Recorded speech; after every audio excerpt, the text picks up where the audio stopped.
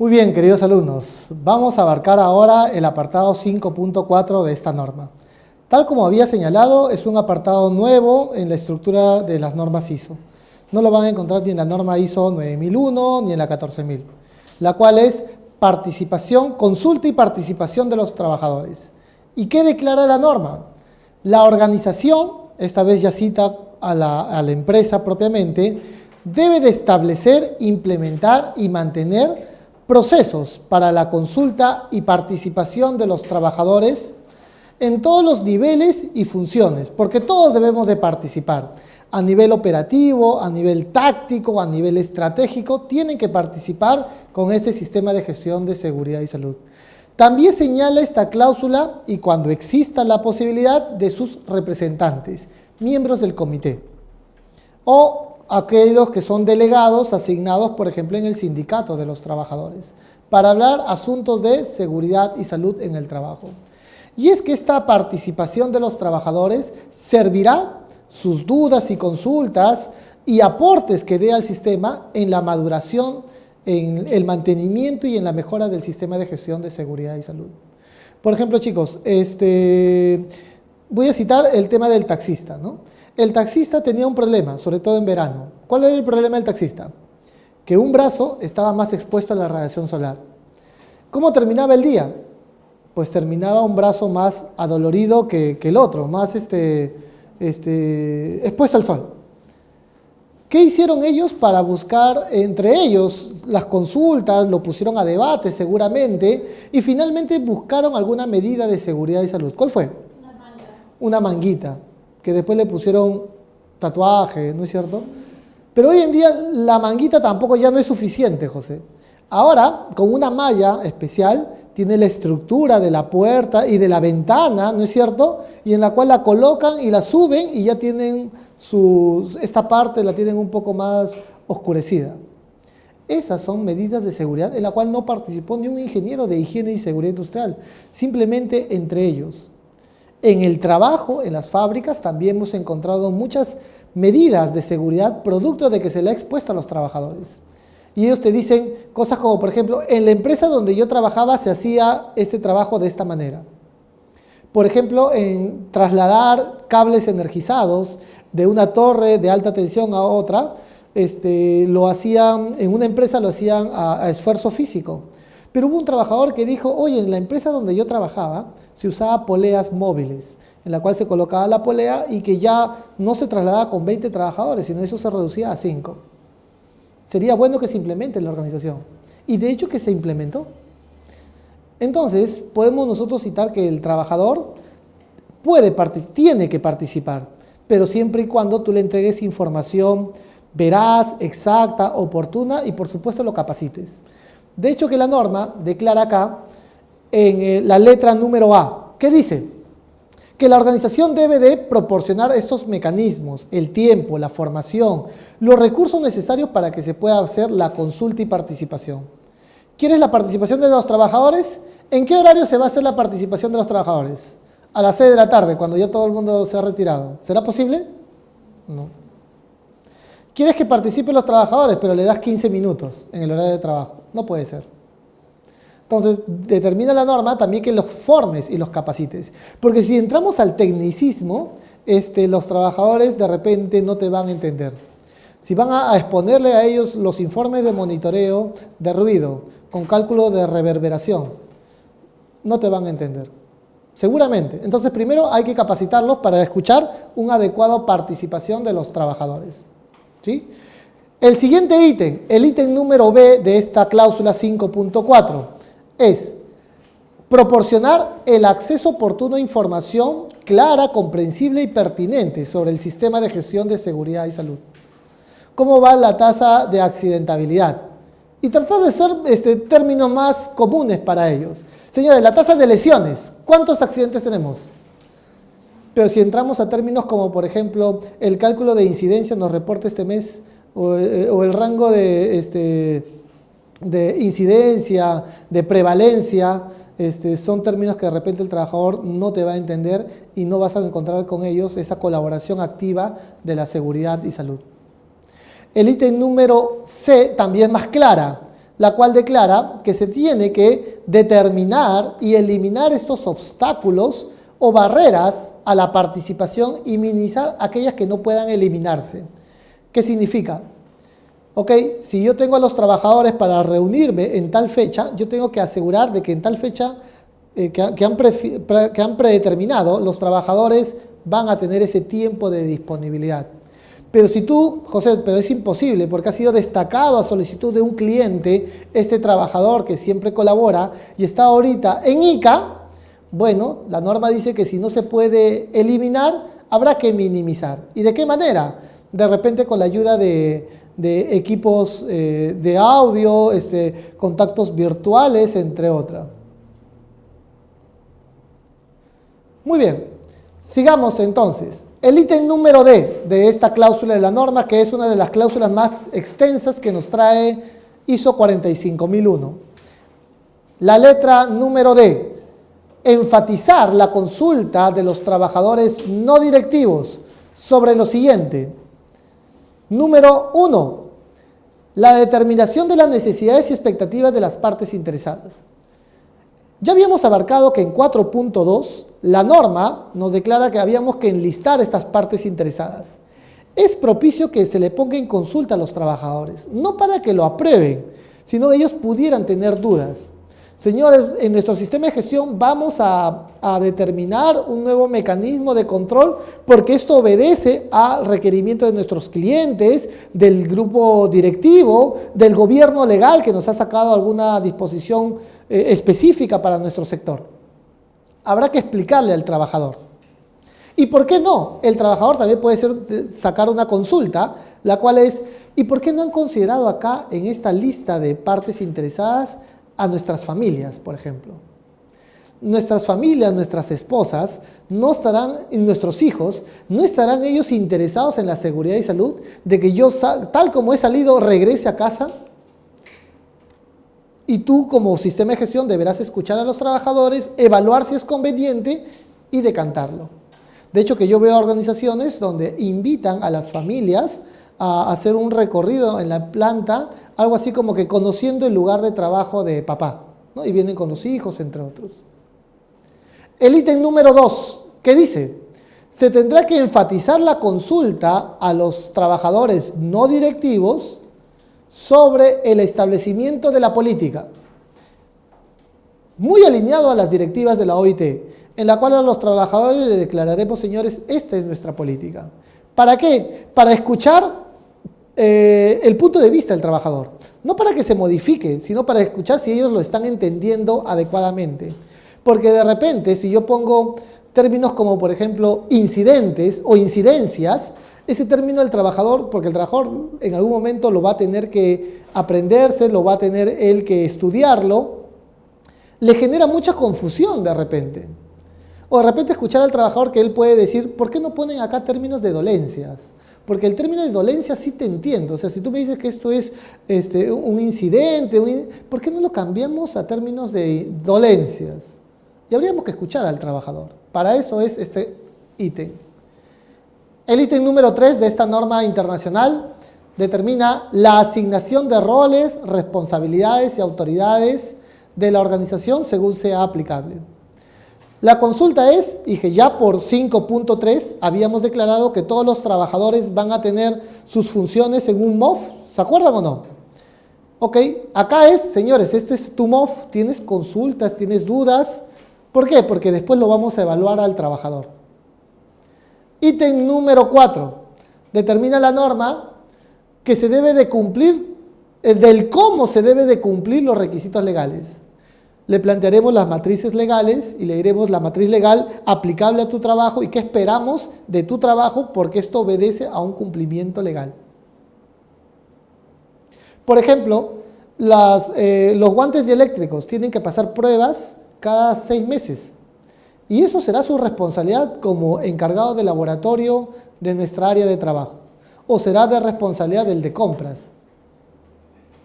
El ítem número 5 se determina la consulta en el establecimiento de objetivos y la planificación de tu plan de seguridad y salud.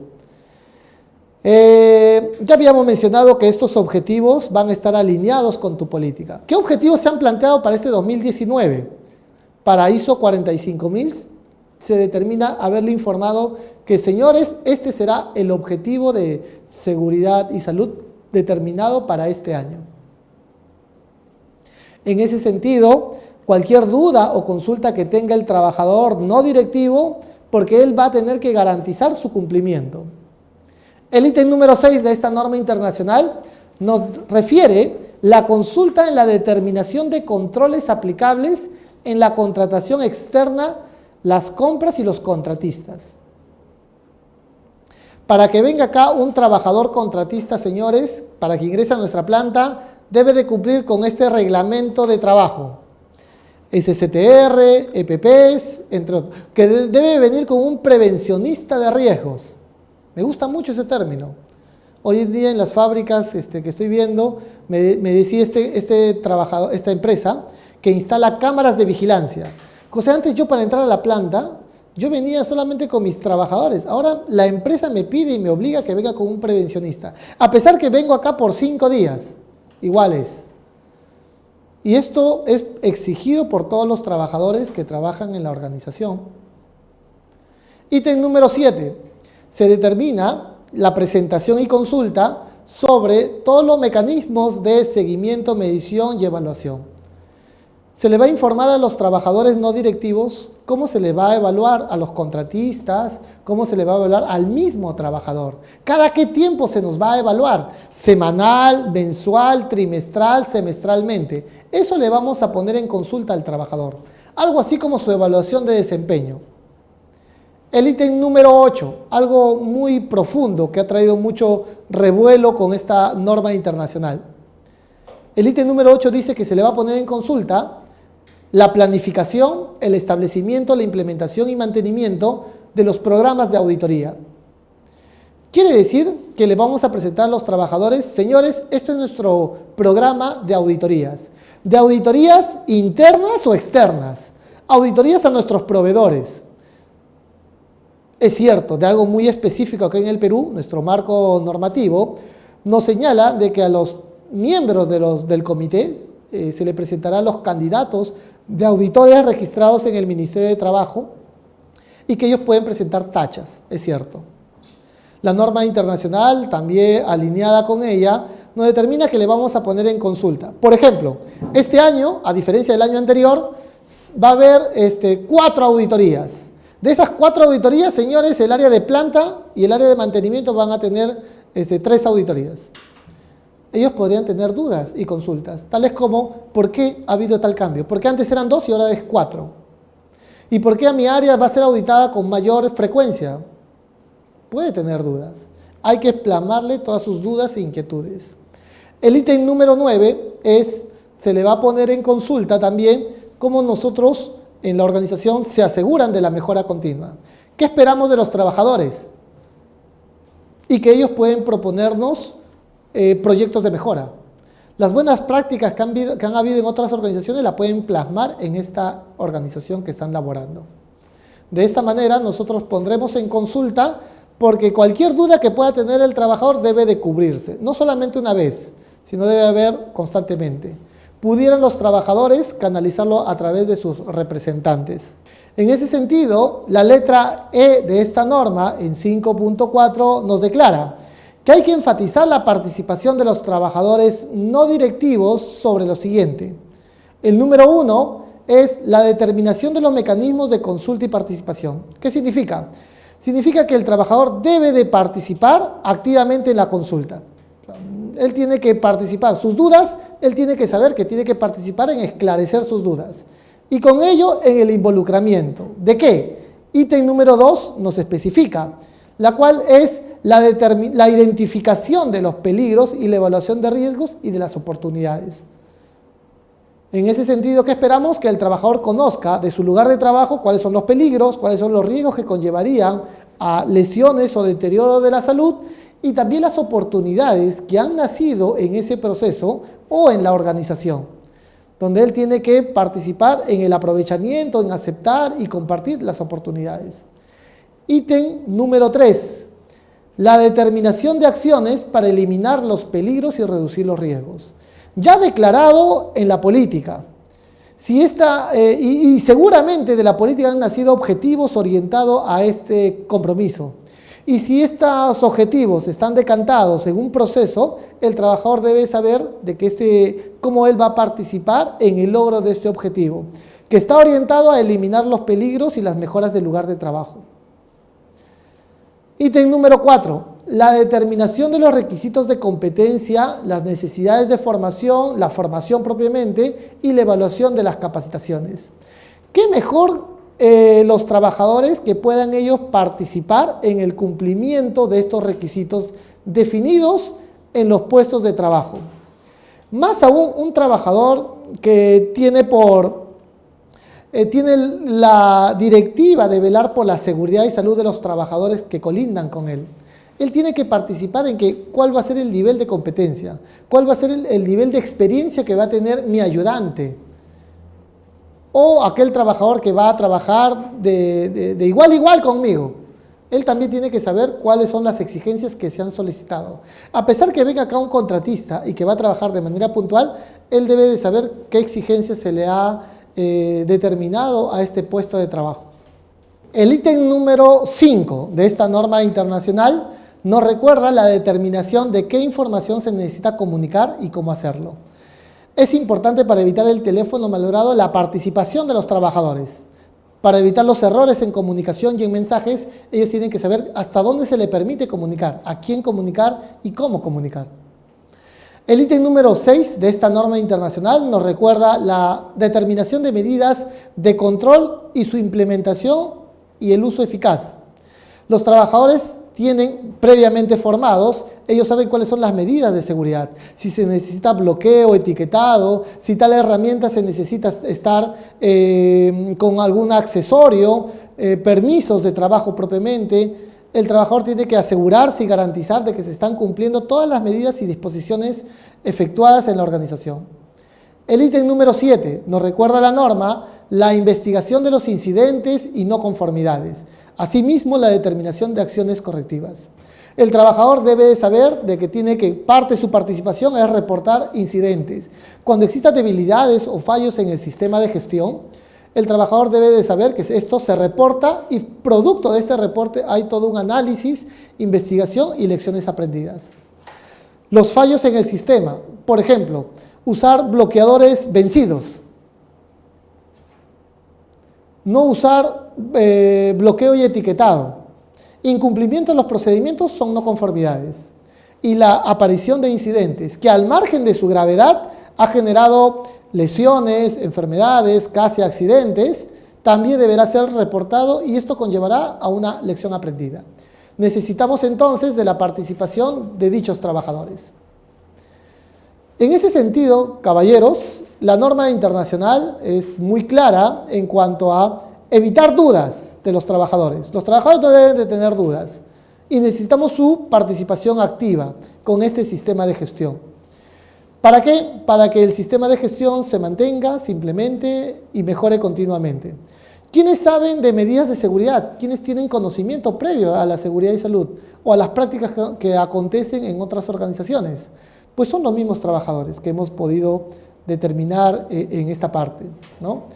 La consulta generará tanto a nivel bidireccional, nos recuerda la norma, tanto a nivel de la organización como el trabajador, o el trabajador puede también alimentar a este proceso de consulta.